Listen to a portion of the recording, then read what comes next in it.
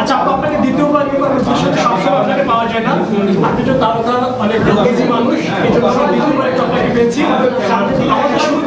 আচ্ছা আপনারা একটু থামেন, আমি কোনো কথাই বুঝতে পারি, একজন কথা বলুক।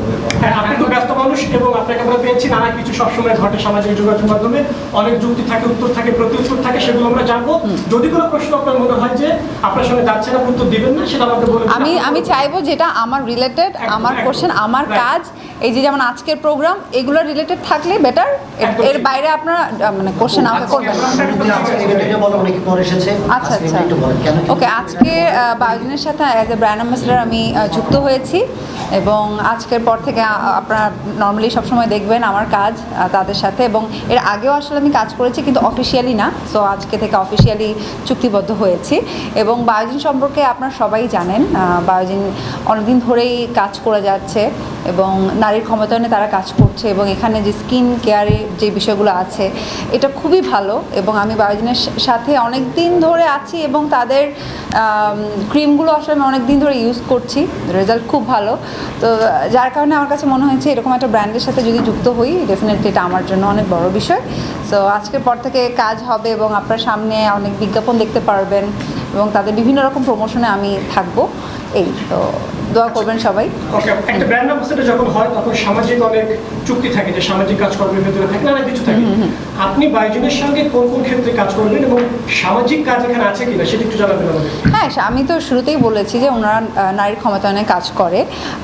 এখানে কিন্তু প্রায় 80%ই আসলে নারী, এবং এখানে অনেক গ্রামগঞ্জের বিভিন্ন জায়গা থেকে যে নারীরা আসলে স্কিন কেয়ার বিভিন্ন রকম প্রবলেম যে ঢাকায় আসতে পারে না, তারাও কিন্তু এখানে ফ্রি সার্ভিস নেয় ফোনে।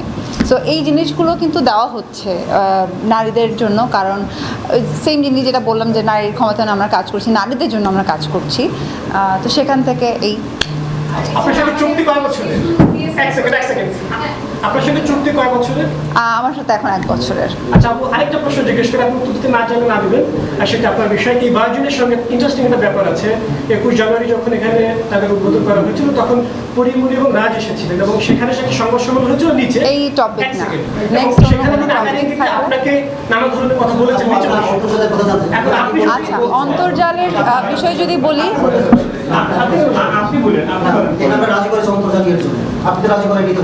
আচ্ছা আমি বলে নেই। আচ্ছা আমি একটা কথাই বলেছি আমার রিলেটেড, আমার আচ্ছা ওকে ফাইন বলি, খুব শীঘ্রই আমার দুটো কাজ আসছে। আমি বলি হ্যাঁ, আমার খুব ভাই আপনি আমাকে একটু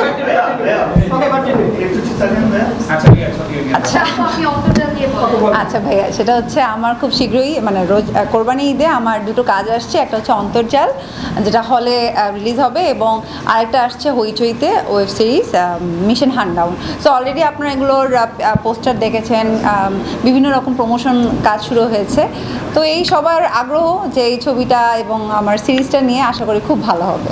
আমরা যদি দেখি যে পড়ান এখানে বলা হচ্ছে যে সেকেন্ড মিন, এবং তার ধারাবাহিকতায় আমরা অন্তর্জালে আমরা একটা মিনকে দেখবো, বা আমরা যদি যারা মানে কিছু অংশ দেখেছি সেখানে মিনকে একেবারেই ভিন্নভাবে আমরা দেখছি। এর আগে কখনো মিনকে আমরা দেখিনি।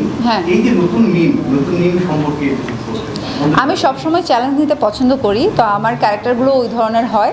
তো অন্তর্জাল একদম পড়ানে আপনারা যেরকম দেখেছেন, অন্তর্জাল একদম অন্যরকম একটা ক্যারেক্টার, যেটা হচ্ছে ক্যারেক্টার প্লে করেছি সাইবার সিকিউরিটি স্পেশালিস্ট। আর এই ক্যারেক্টারটা আমার জন্য মানে সোজা ছিল না, কারণ এটা আসলে আমার জন্য টাফ ছিল। তারা কিভাবে কথা বলে, তাদের আইটি রিলেটেড অনেক বিষয় ছিল, আমাকে জানতে হয়েছে এটা সম্পর্কে। তারপর এই প্রজেক্ট আসলে আমরা অ্যাক্টিং করেছি। তো খুব বোল্ড একটা ক্যারেক্টার, এবং এই ছবিতে মানুষজন আমাকে হাসতে দেখবে না পুরো ছবিতেই, কারণ যেই ধরনের প্রবলেম দেখানো হয়েছে, যে বাংলাদেশে বিশাল একটা প্রবলেম হয়েছে যেখানে এই মেয়েটা দেশের উপকারের জন্য কাজ করছে। তো এই টাইপের একটা স্টোরি, এবং আশা করি যে আপনারা যদি হলে ছবিটা গিয়ে দেখেন, একবার যদি দেখা শুরু করেন পুরোটা শেষ করেই হল থেকে বের হবেন। এবং আমি একটা বলি, এইটা বাংলাদেশের প্রথমবার সাইবার সিকিউরিটির উপরে কোনো একটা মুভি হচ্ছে, মানে এই টাইপের থ্রিলার ছবি এর আগে কখনো হয়নি, দিস দ্য ফার্স্ট টাইম। আমরা যারা দেখেছি অনেকে বলছেন যে বাংলাদেশে এটা হচ্ছে কোনো বলিউড ঘরানা সিনেমা, এটা হলিউড ঘরানা সিনেমা। হ্যাঁ অনেকটাই তাই, অবশ্যই তাই, কারণ এখানে যেই পরিমাণ গ্রাফিক্সের কাজ হচ্ছে, যেই পরিমাণ যেইভাবে দীপনদা ডিরেকশন দিয়েছে, ছবিটা দেখলে আসলে যারা হলিউড মুভিগুলো দেখে তারা আমার মনে হয় তারা খুব বেশি হ্যাপি হবে যে না আমাদের দেশেও বাইরের মানের ছবি তৈরি হয়েছে। এবং এই সিনেমাটি শুধু বাংলাদেশ না, হ্যাঁ, এটা আমাদের 5টি মহাদেশে রিলিজ হচ্ছে, আমেরিকা, কানাডা, অস্ট্রেলিয়া, আরও কয়েকটা কান্ট্রি আছে, হয়তো আমার নামটা মনে নাই, বাট আপনারা সবাই ওয়ার্ল্ড ওয়াইড এই ছবিটা দেখতে পারবেন। সবচেয়ে আপনার এই সিনেমার যে আপনার কোয়ার্টিস্ট আছে তাকে আমার কোয়ার্টিস্ট হিসেবে আছে সিয়াম, ABM সুমন, সোনেরা, তো সবার সাথে কাজের এক্সপিরিয়েন্স খুব ভালো। এবং সেই সাথে আমি যার কথা বলবো প্রথমে আমার ডিরেক্টর দীপনদা, যিনি আসলে মেইন জিনিসটা খুব সুন্দরভাবে মেক করেছে।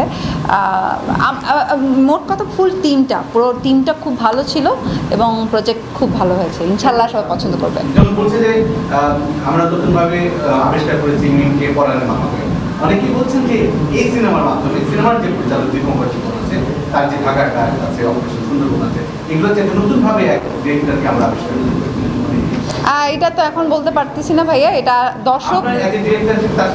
হ্যাঁ, তার সাথে কাজ করে আমার খুব ভালো লেগেছে, খুবই ভালো ডিরেক্টর, প্রথমেই বললাম, এবং আমার অনেক দিন ইচ্ছা ছিল যে আমি ওনার সাথে কাজ করব, তো সেই হিসেবে কাজ করে হ্যাপি। এবং প্রজেক্ট আমি বলতে পারি না, সেটা দর্শক হলে গিয়ে ছবি দেখবে, দেখে জানাবে যে কেমন লেগেছে।